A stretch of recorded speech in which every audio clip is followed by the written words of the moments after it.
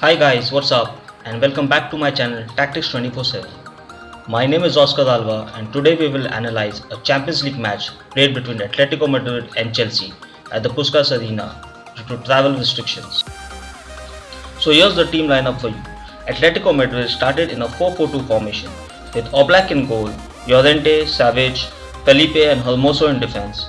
In midfield they had Correa, Koke, Saul and Lemar, and up front they had Luis Suarez and João Felix. As for Chelsea, they played in 3-4-1-2 formation with Mendy in goal, Rudiger, Christensen and Azpilicueta in defense. In midfield they had Alonso, Kovacic, Jorginho and Hudson-Odoi, and up front they had Mason Mount, Werner and Giroud.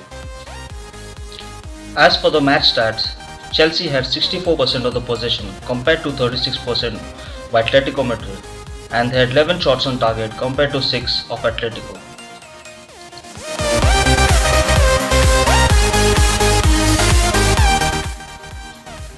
Let's first take a look at the Chelsea attacking shape. Here we see Chelsea attacking in a 3-5 formation with the back three of Rudiger, Christensen and Azpilicueta. They have Alonso and Hudson-Odoi maintaining the width with Kovacic and Jorginho as the double pivot. We see Werner and Mason Mount dropping into the half spaces and Giroud keeping the centre backs occupied. We can also see the three defenders for Chelsea push high up the field, leaving them vulnerable to the counter-attacks. In this situation, we see Giroud move on to the left half space and Werner keeping the centre backs occupied in a 3-5 shape.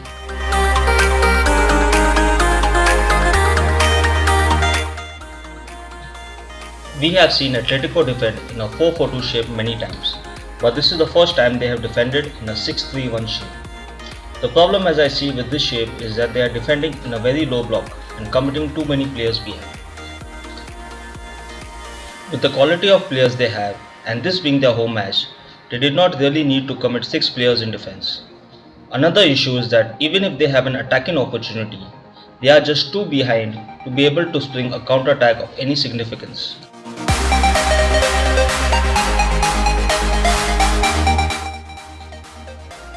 Here we see Atletico Madrid defending their corner in a man-marking system, which has its own advantages and disadvantages.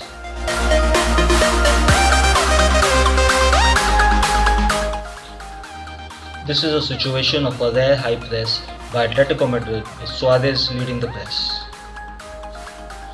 The ball then reaches Azpilicueta and we see Felix moving up to support the press along with the other midfielders.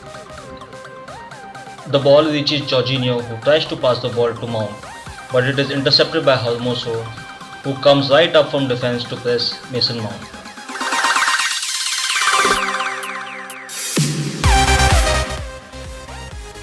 Here we see Chelsea, unlike Atletico Madrid, defend in a mix of zonal and man marking.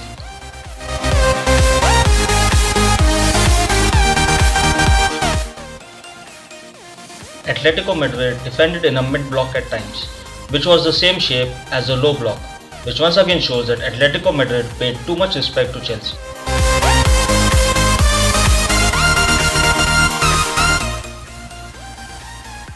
This is some of the very less defending that Chelsea did, since most of the time they were on the offensive, and they defended in a 5-2-3 shape with Jorginho and Kovacic forming the double pivot.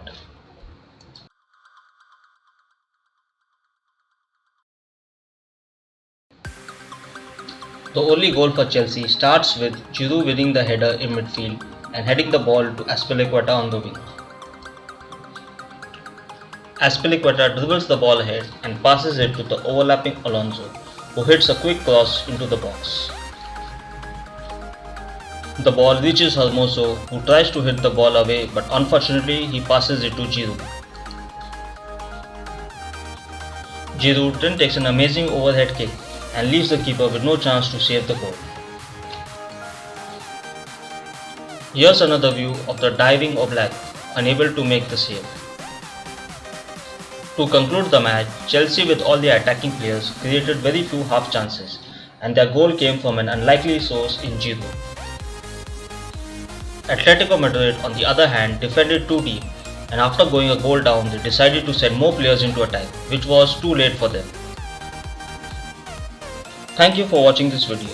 If you enjoyed the analysis of the Champions League match, kindly subscribe to my channel Tactics 24/7 by clicking on the bell icon and share it and like it as well. See you in the next video for more tactical analysis.